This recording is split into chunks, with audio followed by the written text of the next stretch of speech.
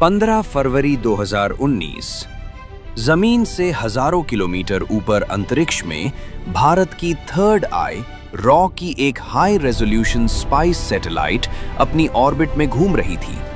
अचानक एक encrypted command upload होती है। सैटेलाइट अपने पुराने पाथ से हटती है और उसका फोकस पाकिस्तान के खैबर पख्तूनख्वा इलाके के एक सुनसान पहाड़ी इलाके पर लॉक हो जाता है। ये जगह थी बालाकोट। नीचे जमीन पर भी कुछ अजीब हो रहा था। पठानी सूट पहने, चेहरे पर गमछा लपेटे दो आदमी इस पहाड़ी कैंप के इर्द गिर्द घूम रहे थे। ये आम पठान नहीं थे, ये रॉ के एजेंट थे। इन एजेंट्स ने जो देखा उसने उनके भी रोंगटे खड़े कर दिए। ये कोई मामूली कैंप नहीं था, ये एक किला था जिसे जंगलों के बीच छुपाया गया था। यहाँ ट्रेनिंग चल रही थी।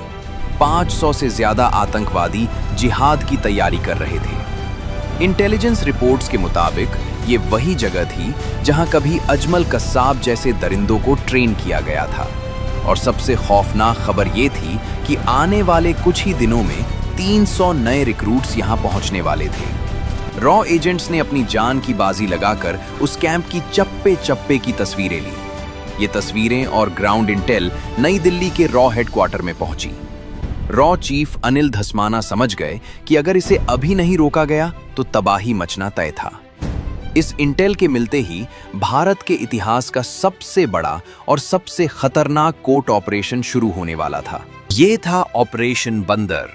14 फरवरी 2019 का बदला। 14 फरवरी 2019 भारत के इतिहास में यह दिन ब्लैक डे के नाम से दर्ज है। Jammu Srinagar national highway 44। दोपहर का वक्त सीआरपीएफ का काफिला, जिसमें 78 गाड़ियां शामिल थीं, अपने रास्ते पर आगे बढ़ रहा था। इन ट्रकों में बैठे थे हमारे 2500 जवान। उन्हें अंदाजा भी नहीं था कि अगले ही पल उनकी दुनिया हमेशा के लिए अंधेरे में डूबने वाली है। काफिला अभी 15 मिनट ही चला था कि एक कनेक्टिंग रोड से एक गाड़ी हाईवे पर आती है। ये गाड़ी नॉर्मल नहीं थी, इसमें 300 किलो आरडीएक्स भरा हुआ था। सीआरपीएफ के ड्राइवर कुछ समझ पाते उससे पहले ही उस गाड़ी के ड्राइवर ने अपनी गाड़ी काफिले के एक बस से टकरा दी।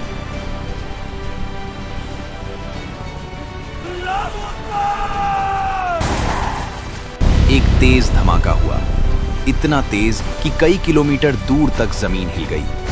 आग का एक गुब्बारा आसमान में उठा और देखते ही देखते हमारे 40 बहादुर जवान वीर गति को प्राप्त हो गए।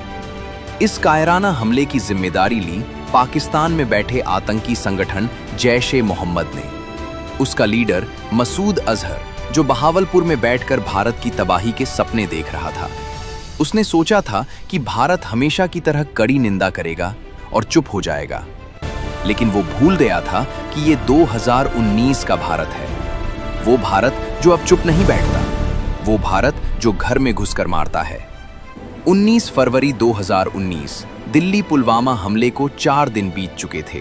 रॉ चीफ अनिल धस्माना सीधा प्रधानमंत्री नरेंद्र मोदी के रेजिडेंस पर पहुंचते हैं। मीटिंग रूम में पीएम मोदी के अलावा national security advisor Ajit Doval, defence minister और तीनों सेनाओं के प्रमुख मौजूद थे। पीएम मोदी की आंखों में वो दर्द था जो हर हिंदुस्तानी महसूस कर रहा था। उन्होंने आर्मी, नेवी और एयरफोर्स के चीफ से साफ शब्दों में कहा, बहुत हो गया। हर बार हम सब्र करते हैं और वो इसे हमारी कमजोरी समझते हैं। तभी रॉ चीफ धस्माना ने प्रोजेक्टर पर बालाकोट कैंप की हाई रेजोल्यूशन सैटेलाइट इमेजेस दिखाईं और कहा, यह जैश का सबसे बड़ा ट्रेनिंग कैंप है। यहाँ मसूद अजहर का भाई और टॉप कमांडर्स मौजूद हैं। अगर हमने इसे हिट किया तो जैश को रिकवर होने में 10 साल लग जाएंगे। तभी अजीत डोभाल ने कहा, अगर आज हम चुप रहे तो वो हमारी खामोशी को कमजोरी समझेंगे। वो फिर आएंगे, फिर हमारा खून बहाएंगे। इस बार हमें दुश्मन के दिमाग में खौफ पैदा करना होगा। फिर पीएम खड़े हुए। उन्होंने एयरफोर्स चीफ बीएस धनवा की तरफ देखा और पूछा, चीफ, क्या आप तैयार हैं? एयर चीफ धनवा ने बिना एक पल गवाए कहा, सर, हम उनके लिए धरती पर ही नर्क बना देंगे।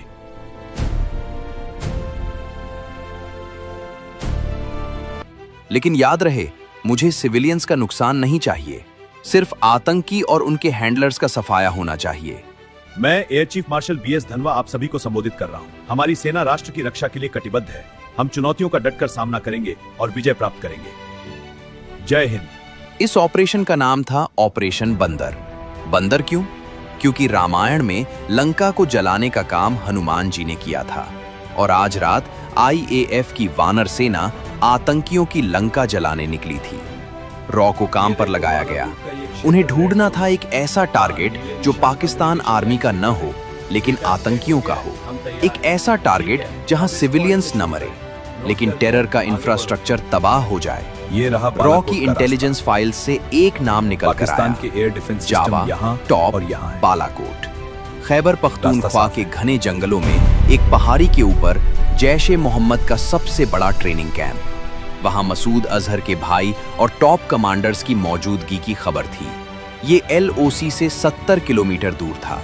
वहां तक पहुंचने का मतलब था पाकिस्तान के पूरे एयर डिफेंस सिस्टम को भेदना। पाकिस्तान को डर था कि भारत फिर से सर्जिकल स्ट्राइक करेगा, इसलिए उन्होंने अपनी पूरी फौज बॉर्डर पर लगा रखी थी। उन्हें सपने में भी अंदाजा नहीं था कि भारत इस बार जमीन से नहीं आसमान से मौत बरसाएगा। प्लान सेट था, अब बारी थी एग्जीक्यूशन की। 20 से 24 फरवरी तक बेंगलुरु में होने वाले एरो इंडिया शो को कैंसिल नहीं किया गया। दुनिया को दिखाने के लिए एयरफोर्स चीफ और बड़े ऑफिसर्स वहां पार्टियां अटेंड कर रहे थे, स्पीच दे रहे थे। मीडिया को लगा कि भारत शायद डिप्लोमैटिक प्रेशर बनाएगा, लेकिन असली एक्शन चल रहा था ग्वालियर एयरबेस पर। ग्वालियर में मिराज 2000 जेट्स का स्क्वाड्रन मौजूद था। अचानक ग्वालियर बेस को सील कर दिया गया। बहाना बनाया गया कि वहां कोई रूटीन इंस्पेक्शन है। पायलट्स को मोबाइल फोन यूज करने की मनाही थी। उन्हें अपनी फैमिलीज को भी बताने की इजाजत नहीं थी कि वो कहां जा रहे हैं। साथ ही कश्मीर और राजस्थान बॉर्डर पर आईएएफ ने अपने जेट्स को लगातार उड़ाना शुरू कर दिया। रोज रात को जेट्स उड़ते बॉर्डर के पास जाते और वापस आ जाते। ये एक साइकोलॉजिकल गेम था। पाकिस्तान के रडार ऑपरेटर्स रोज ये देखते और सोचते कि शायद ये नॉर्मल पेट्रोलिंग है। धीरे धीरे उनकी सतर्कता कम होने लगी। वो इस पैटर्न के आदी हो गए। पायलट्स को क्रिस्टल मेज मिसाइल्स और स्पाइस 2000 बम्स के साथ ट्रेन किया गया। स्पाइस 2000 एक ऐसा बम जो बिल्डिंग की छत में छेद करता है, अंदर घुसता है और फिर फटता है ताकि बाहर का ढांचा खड़ा रहे लेकिन अंदर सब कुछ राख हो जाए। 26 फरवरी 2019 रात के 3 बज रहे थे। मौसम खराब था, बादल घने थे और बारिश हो रही थी। एयरफोर्स चीफ धनुआ दिल्ली के वॉर रूम में बैठे थे। उनके मन में एक ही डर था, क्या मौसम की वजह से मिशन कैंसिल करना पड़ेगा? लेकिन किस्मत भी बहादुरों का साथ देती है। बारिश रुक गई और कमांड मिलती है, टेक ऑफ। सबसे पहले आईएएफ ने कुछ जहाजों को बहावलपुर और लाहौर की तरफ भेजा। पाकिस्तानी रडार ऑपरेटर्स पैनिक में आ गए। उन्हें लगा इंडिया लाहौर पर अटैक करने वाला है। पाकिस्तान एयरफोर्स ने अपने जेट्स साउथ की तरफ भेज दिए। दुश्मन का ध्यान बढ़ते ही मिराज 2000 का मेन पैकेज चुपचाप नॉर्थ से हिमालयन वैलीज में नीचे उड़ते हुए बालाकोट की तरफ बढ़ा। ये टेरेन मास्किंग टेक्निक थी, पहाड़ों की आड़ में उड़ना ताकि रडार पकड़ ना सके। जैसे ही वो LOC के करीब पहुंचे, मिराजस ने एल्टीट्यूड गेन किया, टारगेट लॉक किया और 5 स्पाइस 2000 बम्स रिलीज कर दिए। स्पाइस 2000 बम्स सीधे जैश के कैंप पर गिरे। एक के बाद एक 5 धमाके हुए। जो आतंकी अपने बिस्तरों में सो रहे थे, जो सपने देख रहे थे भारत को बर्बाद करने के, वो नींद में ही मौत की गोद में चले गए।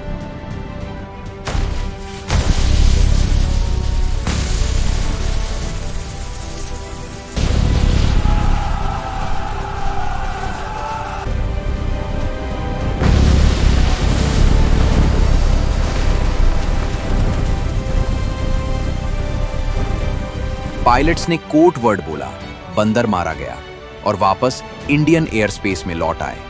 यूसुफ अजहर मसूद, अजहर का साला जो उस कैंप को चला रहा था, वो भी उसी मलबे में ढेर हो गया। उस रात वहां 300 से ज्यादा आतंकी मारे गए। पीएम मोदी जो रात भर जाग रहे थे, उन तक खबर पहुंची। उनके चेहरे पर एक मुस्कान थी। 40 जवानों का बदला ले लिया गया था।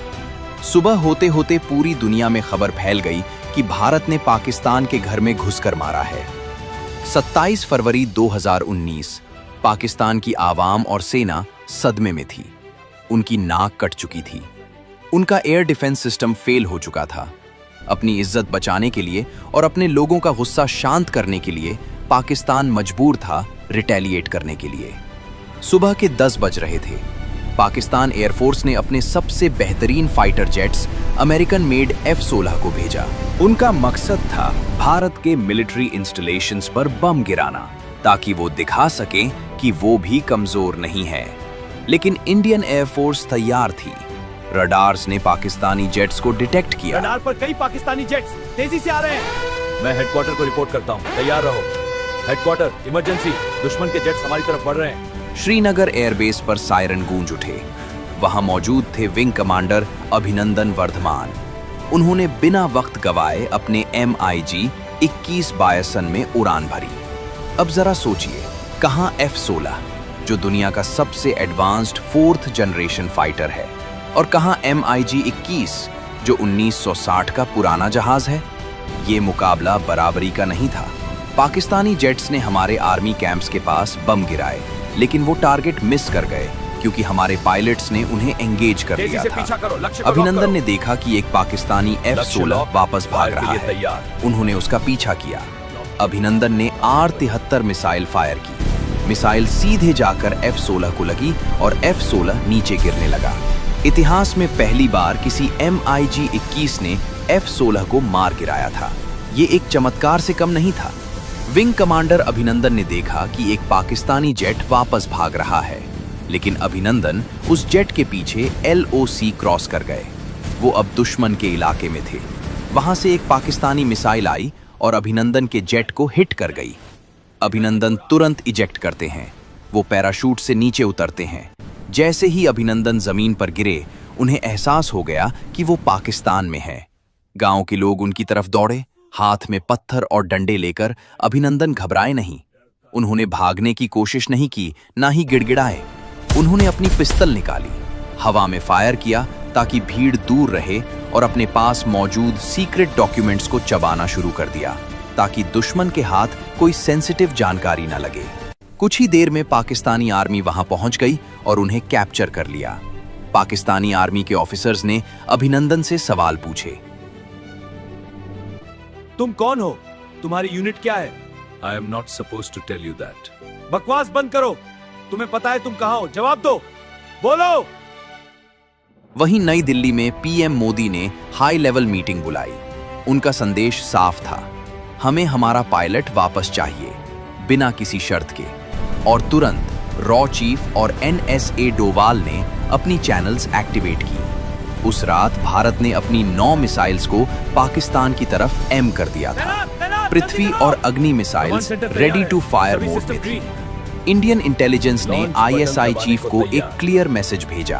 अगर विंग कमांडर अभिनंदन को एक खरोच भी आई तो पाकिस्तान का नक्शा बदल देंगे। पाकिस्तान के पार्लियामेंट में वहां के फॉरेन मिनिस्टर शाह महमूद कुरैशी के पांव कांप रहे थे। कुरैशी ने पार्लियामेंट में कहा, खुदा का वास्ता है, अभिनंदन को वापस भेज दो, वरना रात 9 बजे इंडिया अटैक कर देगा। 27 फरवरी की रात को US secretary of state Mike Pompeo को Indian foreign minister Sushma Swaraj का एक अर्जेंट कॉल आया। उन्होंने पॉम्पियो से कहा, हमारे पास पक्की खबर है, पाकिस्तान अपनी न्यूक्लियर मिसाइल्स प्रिपेयर कर रहा है हमारे ऊपर हमला करने के लिए, और अगर उन्होंने ऐसा सोचा भी तो हम चुप नहीं बैठेंगे। अमेरिका, सऊदी अरब, UAE सब ने पाकिस्तान पर प्रेशर डाला कि सिचुएशन को ठंडा करो और पायलट को वापस करो। इंडिया ने अपने नेवी शिप्स को कराची की तरफ मूव करना शुरू कर दिया था। मोदी सरकार ने क्लियर कर दिया था, नो नेगोशिएशन, पायलट वापस चाहिए बिना शर्त के। प्रेशर काम कर गया। 28 फरवरी को पाकिस्तान के PM इमरान खान ने पार्लियामेंट में खड़े होकर अनाउंस किया कि वो पीस जेस्चर के तौर पर अभिनंदन को रिहा कर रहे हैं। सच्चाई ये थी कि ये पीस जेस्चर नहीं, बल्कि डर था भारत की ताकत का। 1 मार्च 2019 वाघा बॉर्डर हजारों लोग तिरंगा लिए खड़े थे। शाम का वक्त था जब विंग कमांडर अभिनंदन ने वो गेट क्रॉस किया। उनकी मूंछों का स्टाइल एक नेशनल सिंबल बन गया था। हमने दुश्मन के घर में घुसकर मारा भी और अपने बंदे को सुरक्षित वापस भी ले आए। अभिनंदन, तुम वापस आ गए। हाँ, मैं घर आ गया। पापा, हम मिस कर रहे थे। मैं भी तुम सबको बहुत मिस किया।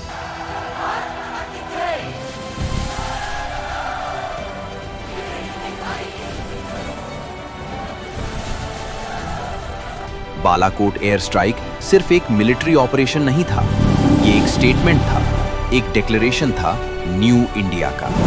दोस्तों, अगर आपको वीडियो पसंद आई हो तो एक लाइक जरूर करें, और अगर आप ऐसी ही और इंटरेस्टिंग वीडियो देखना चाहते हैं तो चैनल को सब्सक्राइब करना बिल्कुल ना भूलें। मिलते हैं अगले वीडियो में, तब तक के लिए जय हिंद,